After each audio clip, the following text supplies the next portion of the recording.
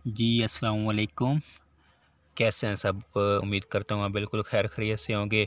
पिछली वीडियो में हमने जो है ना इल्हामा इकबाल की जो तसनीफ़ थी उसके बारे में हमने बात की थी। तो आज इल्हामा इकबाल के अफ़कार व नज़रियात इसके बारे में हम बात करेंगे। ये पर्चा हम कर रहे हैं जी सरगोदा यूनिवर्सिटी का इकबाल का ख़ुसूसी मुताला। तो इसकी हम जो है ना शॉर्ट क्वेश्चंस हम कर रहे हैं।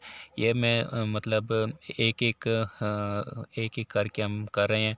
लेकिन इसकी जो एक मुकम्मल वीडियो है ना वो भी आपको मैं पहुंचा दूंगा। एक-एक टॉपिक के हम कर रहे हैं क्वेश्चंस, लेकिन इसकी जो है पूरी सिलेबस की वीडियो जो है ना वो अभी इंशाल्लाह मैं बना के चैनल पे ना अपलोड कर दूंगा, तो वो भी आपने मुकम्मल देख लेनी है। तो आज हम इस टॉपिक को पढ़ेंगे अफ़कार व नज़रियात। इकबाल का नज़रिया खुदी क्या है? इकबाल के नज़दीक खुदी मिलत के इत्तेहाद, इस्तेहकाम और अज़मत का वाहिद काबिल अमल ज़रिया है और उसकी रूह से वहदत मिलत की बुनियाद इस्लाम की दो असासी अरकान तौहीद और रिसालत पर रखी गई है। इल्हामा इकबाल ने मुसलमानों की ज़ब-ओ-हाली के कौन से दो बुनियादी असबाब बयान किए हैं? इल्हामा इकबाल ने मुसलमानों की ज़ब-ओ-हाली के दर्ज झैल दो बुनियादी असबाब बयान किए हैं।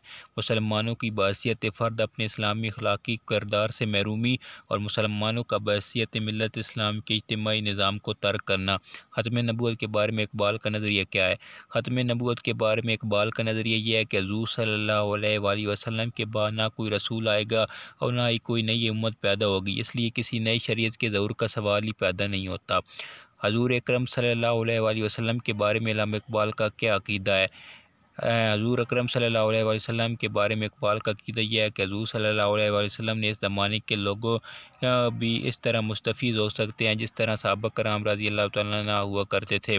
इकबाल ने मर्द मोमिन की क्या तारीफ़ की है? इकबाल के मुताबिक मर्द मोमिन जहाँ एक तरफ रेशम की तरह नरम नरम है, वहीं दूसरी तरफ औलाद की तरह सख्त भी है, लेकिन ये दोनों सफ़ात एक दूसरे की ज़िद होने के बावजूद आपस में हमआहंगी का एक ऐसी नमूना पेश करती हैं, क्योंकि मर्द मोमिन यारों के हल्के में तो रेशम है, लेकिन हक़ व बातिल के जंग में फौलाद होता है। इकबाल के मर्द मोमिन की 5 खसूसियात बयान करें। इश्क, जदोजहद अमल, हक़ गोई व बेबाकी, फ़िक्र व इस्तिग़ना और जलाल व जमाल। इकबाल मसला जबर व क़दर को किस तरह बयान करते हैं?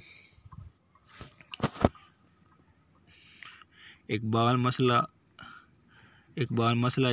जबर व क़दर को किस तरह बयान करते हैं? इकबाल का ख़्याल है कि इंसान अल्लाह ताला के सामने बेबस है, लेकिन दुनियावी अमूर में से कुदरत हासिल है। कायनात की तमाम अशिया कवानीन कुदरत के ताबे हैं, लेकिन इंसान को बड़ी हद तक अमल की आज़ादी हासिल है। इंसान मादी अशिया की तख्लीक में से दा नहीं, लेकिन वह इनको मुनज़्ज़म कर सकते हैं। इंसान को तंज़ीम व तरतीब पर कुदरत हासिल है।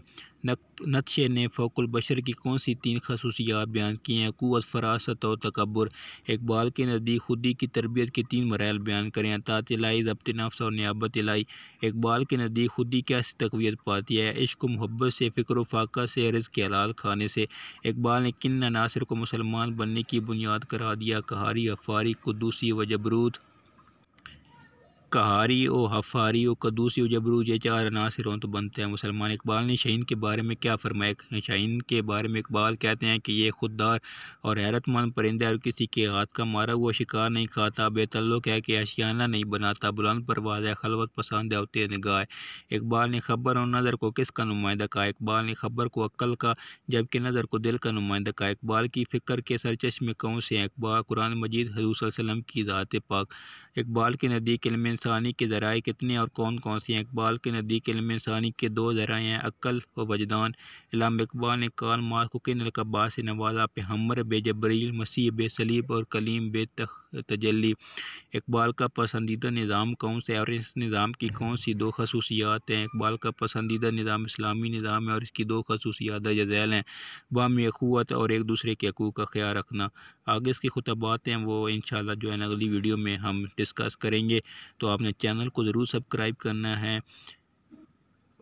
इजाज़त दीजिए, अल्लाह हाफ़िज़।